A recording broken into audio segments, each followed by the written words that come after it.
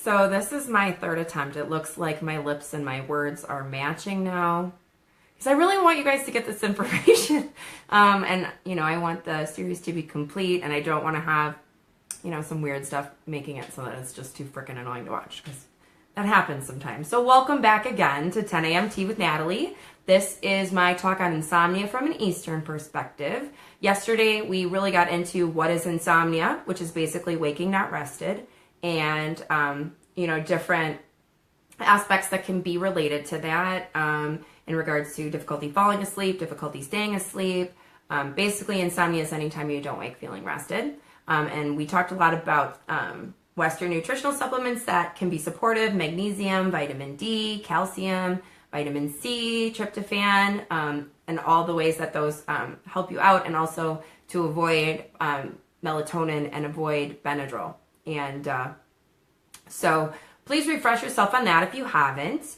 And today we're going to get more into the Eastern perspective. So there's two major causes of insomnia. We have excess and deficiency in Chinese medicine. And so the excess is typically things that we are doing to ourselves. And the deficiency piece can be things that kind of happen with decline over time. So excess would be potentially alcohol consumption, can be very disruptive for sleep. Eating before bed can be a really big problem. It causes a condition called food stagnation. Believe it or not, when you are in bed, you're not supposed to be digesting your food. That's something that's more for the waking hours. Sleep time should be about cellular repair and recovery. And so the body isn't designed to be digesting when you're sleeping, and so that can cause issues with heartburn and acid reflux. It can also cause problems with vivid dreams and just waking with like funk in your gut. So definitely planning your meals a little bit more around when you're going to be waking and sleeping is going to be more important. Illness can also be an issue where you're talking about something additional being in the system. Heat can also be a really big problem, causing agitations, urine changes, and dryness.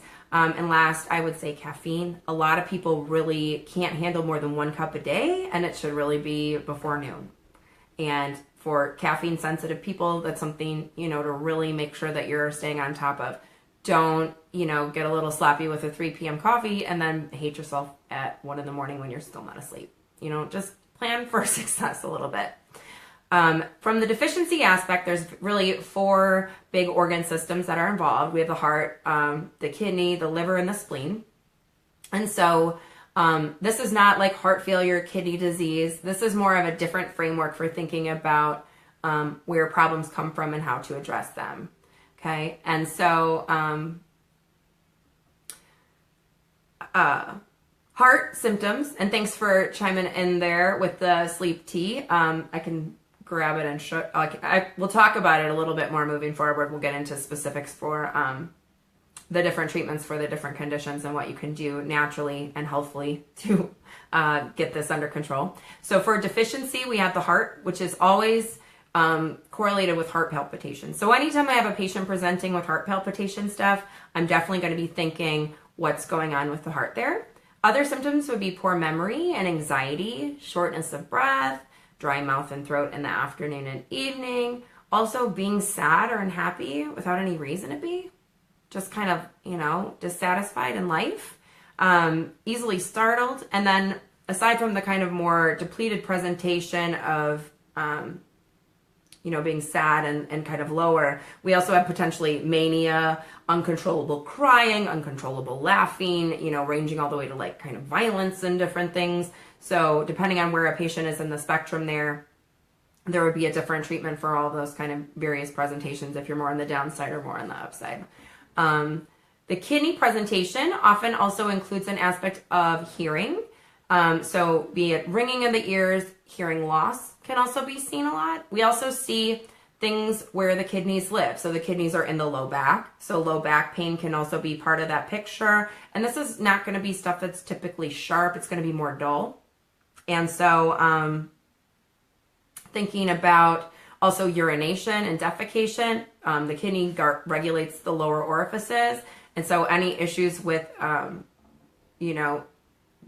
decrease there, dryness, dry stool, reduction in urine production, dark color in the urine. These are all things that we may see there. Also, symptoms related to sexuality and reproduction. So dryness in the vagina, potentially late periods or skipping periods, issues with infertility, issues with libido. These are also things that I see when I'm kind of addressing insomnia from a kidney perspective. And so if you have these other things going on top of, you know, your lack of sleep, then it might be a kidney condition. Then we can address that with kidney targeted treatment. Also, menopausal insomnia is related to the kidneys. The issues with the night sweats and the just difficulty with the mind racing and a hard time just calming down and getting restful sleep there. The frequent waking sometimes.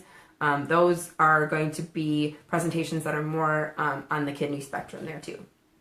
So beyond that, we also have the liver and the spleen. And so when I'm seeing symptoms related to the liver, I'm also seeing symptoms of dryness really often. So this would be dry skin, dry hair, dry eyes, also potentially floaters in the vision, blurry vision, poor night vision is also one that I'll see. Again, we're going to see problems with the periods where you're skipping periods or they're late or there isn't much menstrual blood, just kind of super light in a more unusual kind of way. Also issues with irritability to rage, being a hot temper, having a short fuse. These are going to be things that are consistent with liver condition related insomnia. Bad dreams and potentially lots of headaches and dizziness and kind of tremors and just feeling really shaky. These are all symptoms that we see with a liver insomnia presentation. And the last organ system that we most commonly address is the spleen. And spleen is considered to be one of the digestive organs. So here we'd have issues with gas and bloating, indigestion, low appetite, more diarrhea, looser stools, gas, and just kind of feeling weak and exhausted and depleted. And so when I'm addressing insomnia, I'm really taking in, you know, how is their nutritional picture? Do I think that they have, you know, the right vitamins and minerals on board? And then also, you know, what organ system is most being impacted from the Chinese side? And then I come up with a fusion of everything to come up with a plan really targeted for each patient. So tomorrow we're going to get into how I address and treat these things. We'll get into some things with herbs, we'll get into some things with essential oils, and that will probably be kind of how we tie things up this week. So I hope you have a wonderful day. Make sure to tune in tomorrow to kind of figure out how we treat all this mess. So that you can take control of your own health and get some better sleep and have a fabulous day, you know, from the moment your feet hit the floor.